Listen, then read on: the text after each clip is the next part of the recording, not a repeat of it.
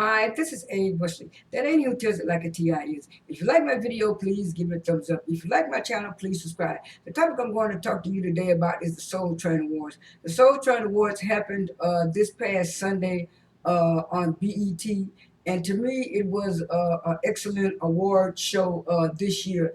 In past years, the BET awards have been kind of lackluster to me.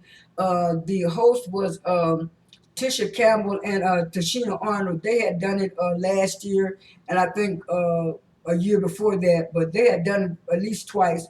And so they were entertaining and funny host, and they started the show off with singing one of Beyonce's old songs, "Love on Top," and then they switched to Megan Thee Stallion's "Savage" song, and they did a little like this, like I said, of the '90s girls and stuff like that, and their wardrobes and the outfits were colorful and were colorful and fashionable. So I liked that about the host Tashina Arnold and Tisha Campbell, and they had little funny skits too to kind of entertain the audience. By it being the pandemic, it was kind of like a nightclub like a nightclub scene, where where people would go and pay to see an entertainer,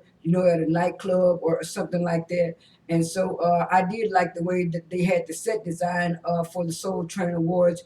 It was like a blue and gold type feeling and stuff like that. So after the host did their skit, it started off with Brandy singing "Borderline" and "Say Something," and then after that, they presented her with the certified award. It went to the next performer, which was Ella May, and she did a good performance of her song, another love song, and she came out with the theme as she came out with the theme of like the old school '70s, where they had those big old hats and like the zoot suit type of suits that she had on, and hers was kind of shimmery and gold, and it looked real good on Ella May, and I really did like her performance. After that, they did, I think it was Smokey Robinson. I'm not doing the performances in order, but it was Smokey Robinson and Charlie Wilson. They sung "All My Love for You," and Charlie Wilson did a tribute to Rance Allen. He sung one of Rance Allen's gospel songs, so that was nice and cute too.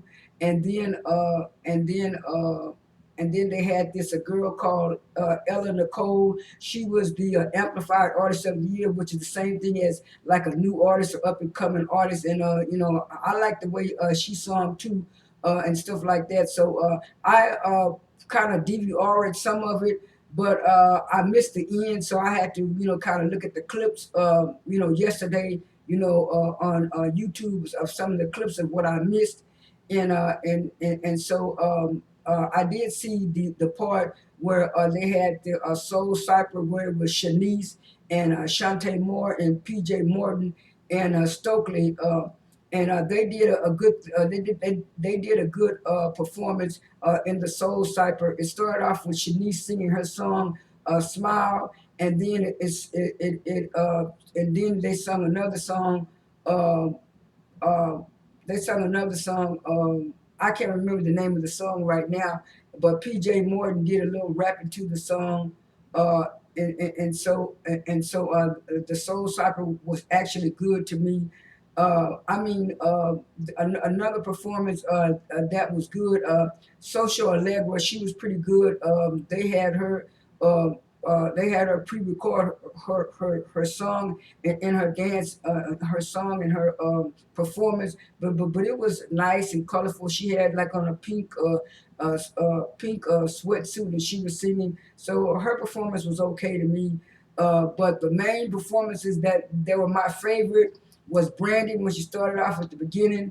Monica ended it, and right in the middle of it, I was surprised when they had Babyface and Lucky Day. I mean, I've heard of Lucky Day here and there, but I've never listened to any of his music or anything like that. But when they sung Tony Braxton's song "Love Should Have Brought You Back Home," but from what I hear, and I think Babyface wrote that song, and it was like Lucky Day started the song off, and in the middle verse, Babyface kind of did his part, but I like that remix of that rendition of "Love Should Have Brought You Home" because I like the male version, and the male version was really good. It comes from the male point of view, and that was one of my best. That was on one of my best performances list, along with Monica and Brandy's performance.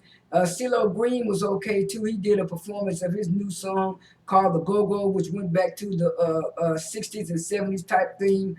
He did a real good job, but all in all, the Soul Train Awards were really good. Monica received her award for being, her honor for or her Soul Train Honor Award. She was honored the Lady of Soul Honor Award, and she did accept that. But then I liked it that she ended the show with all of her hits. She did "Don't Take It Personal," "Everything to Me," "So Gone," uh, "Before You Walk Out of My Life," and "Trenches." So "Trenches" was the newest one, but she did a lot of her old hits, and that was good for me to watch on the Soul Train Awards. Like I said, all of the award shows that I have watched so far, Soul Train Awards was the best one for 2020. This is A. Wesley. That ain't who tells it like a Ti is. I am out.